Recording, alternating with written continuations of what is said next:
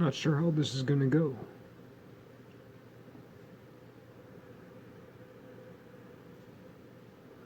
I'm trying to get to what I'm trying to get to. But the subtleties are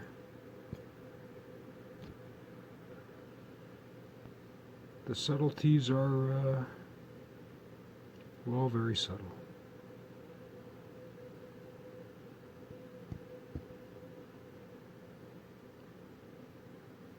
So this image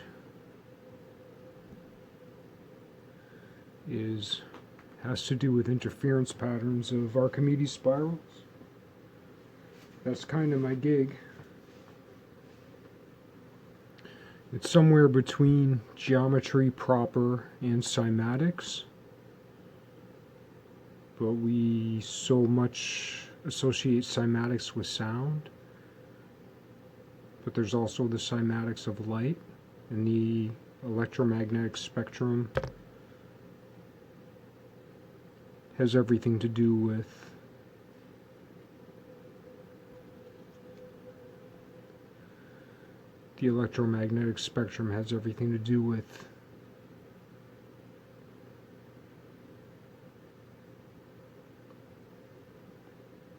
light, magnetics, electricity, anything that travels at the speed of light. But there is also that which is superluminal, and that which pierces through us, neutrinos, all that expanse of heavy water, collecting those few neutrinos that we can. And if we just think of them as like bullet bombardments and not as collections of parts of a shape, then we're missing the point. And if we think of superluminalism as backwardsness through time alone, the thing about the speed of light is that we can think about it like the speed of sound. For instance, a supersonic plane, a supersonic jet.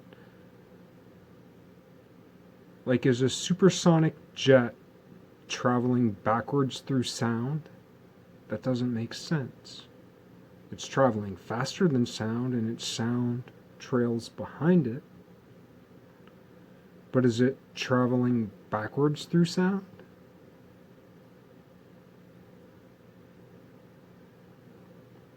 Because its image reaches us in space before its sound reaches us? I don't know. It's a way of thinking about it. Anyway, this image caught me because it looked a lot like a bear. I've posted previously images associated with this image, but all of my images are the same Archimedes spiral looped over itself.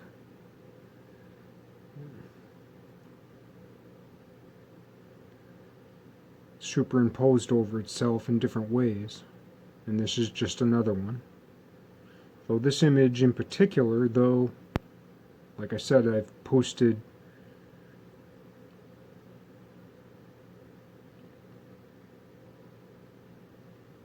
pieces of it previously. This one particularly looked like a bear, and it grabbed my attention a couple days ago. And well, the first thing I thought was the bear market. And when I thought of the bear market, I thought of the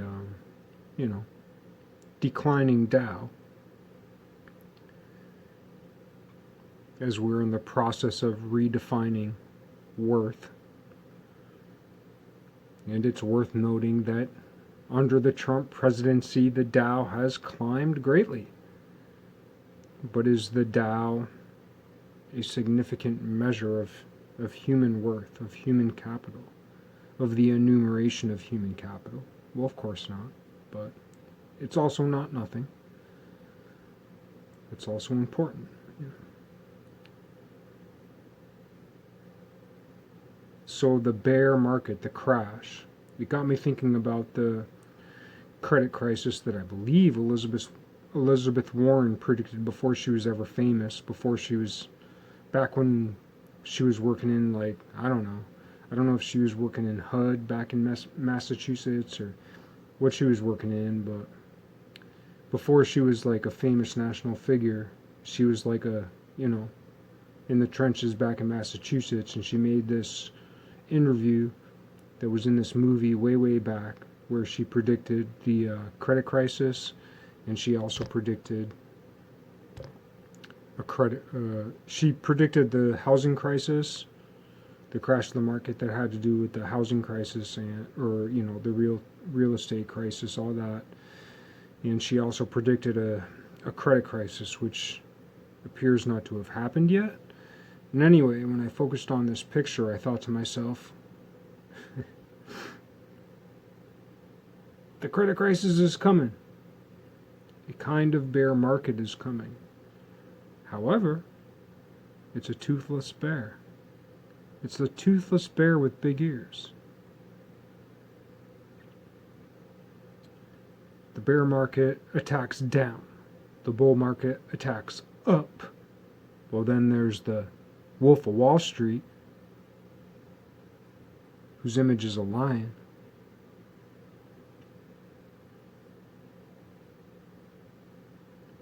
So the bull and the bear meet face to face, down and up. Or rather, the bull and the bear. The bull and the bear meet face to face, down and up. The lion attacks from behind, sinks its teeth into the shank to pull you down, then hits the neck. The wolf goes right for the neck, sideways. But this is a toothless bear, and it's a big bear. I posted other videos of Archimedes spiral interference patterns that look like a different type of bear, a smaller bear, a thinner bear, a Jungle Book bear. This isn't a Jungle Book bear. This is a big bear. This is an Ursa Major. This is the Big Dipper.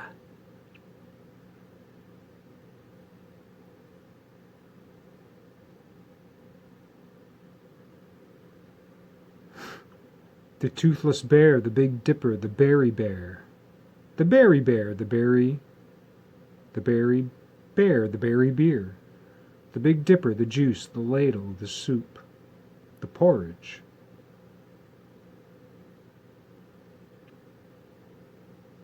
The honey. A toothless bear. A stern bear, not a mean bear, not an angry bear, a stern bear. A resolute bear, a berry bear.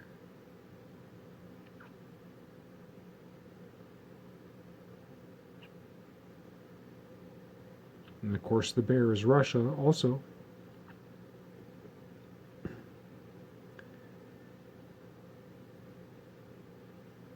Let's hope this image doesn't have anything to do with that.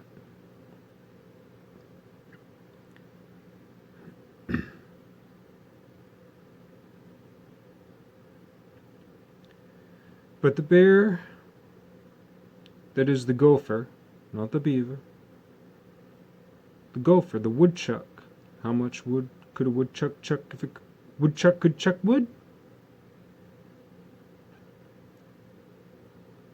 How much beer could a berry How much beer could a berry bear drink if a berry bear could bear the cross? I don't know. That was bad. I'm sorry.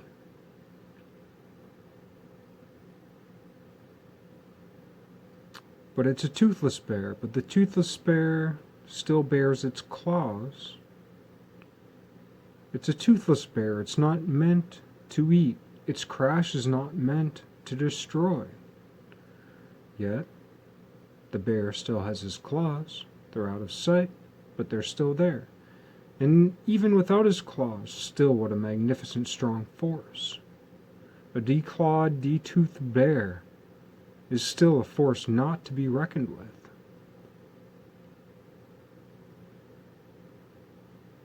So, what's coming will be enumerated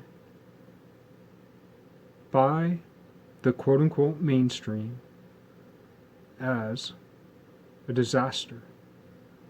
But it's not. It's a toothless bear. It's a good bear. The crash of the enumeration that we value is meant to illuminate that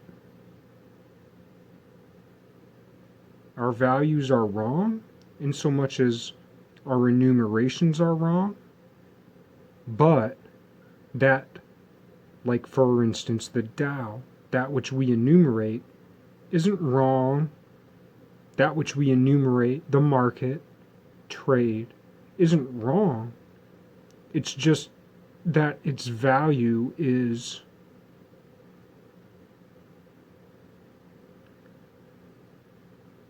misappropriated, misidentified, I wouldn't say misdistributed as much as mislabeled.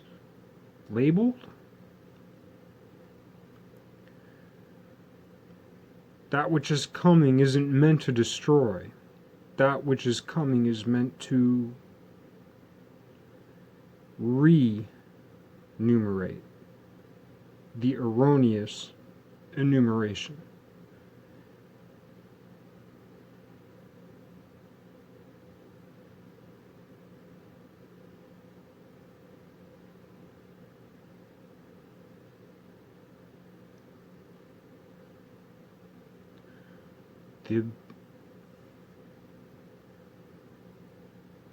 The clawful and the toothful bear may attack the deer, may catch the salmon, but had that bear enough sweet potatoes and berries, had that bear enough beans of the right kind, that bear would be happy and would not have her or himself to devote her or himself to the butchery that even in capital I its own magnificence, even in capital I its own strength, capital I it would rather not expose capital I it to the burden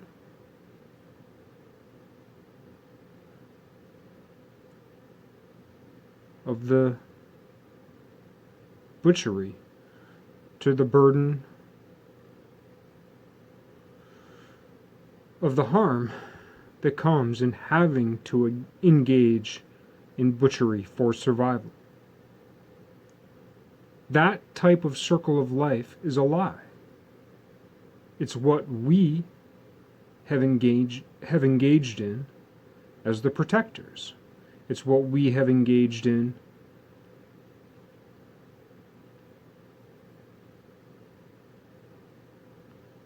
erroneously. We have been wrong. We're wrong. But we're not so far from that which is right that we can't fix it, that we can't harmonize it, that we can't make it better.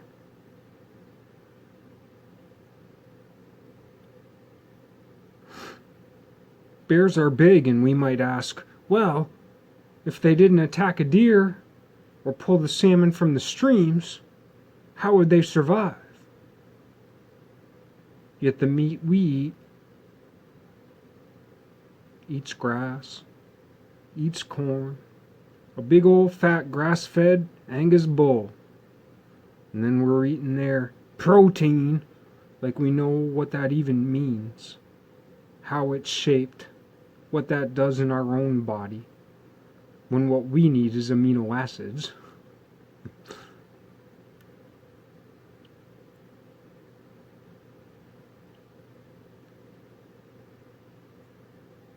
And we're eating all this grass-fed beef instead of,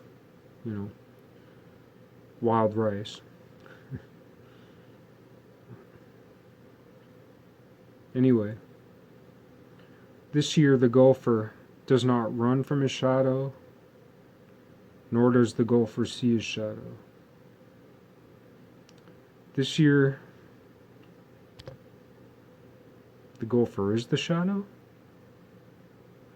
The golfer is his own shadow this year. And in a Jungian sense, that's not meant to be, because the common way of looking at the Jungian shadow assumes that there's one shadow and not two, or not two shadows overlapped in like a Venn diagram, Vesica Pisces type of way. And this year, the gopher, the bear, the beaver, the woodchuck, is that overlap, is that intercept, is that Vesica Pisces between the two types of Jungian shadows. And the animus, the true animus, will shine through. It's a message of hope. The coming crash is not a dissolution.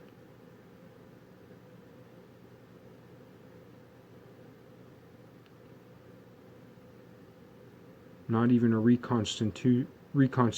It's a reconciliation. The coming crash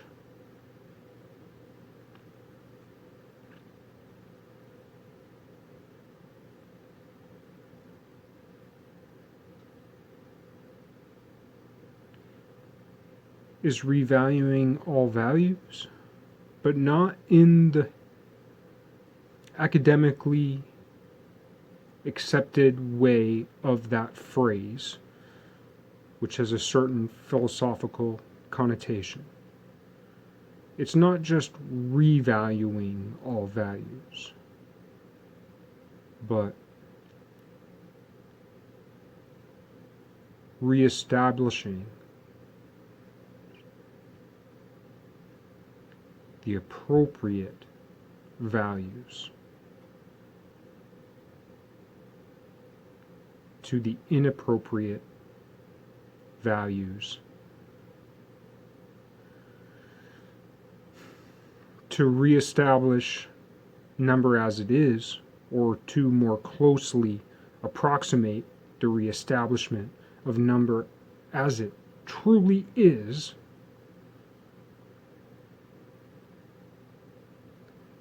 in defiance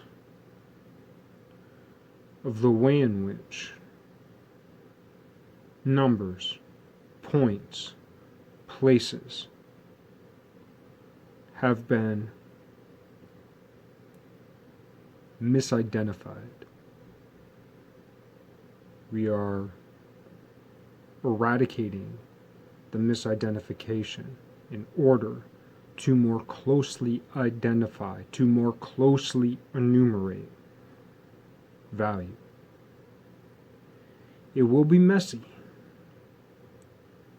but it will not be as messy as walking into the slaughterhouse.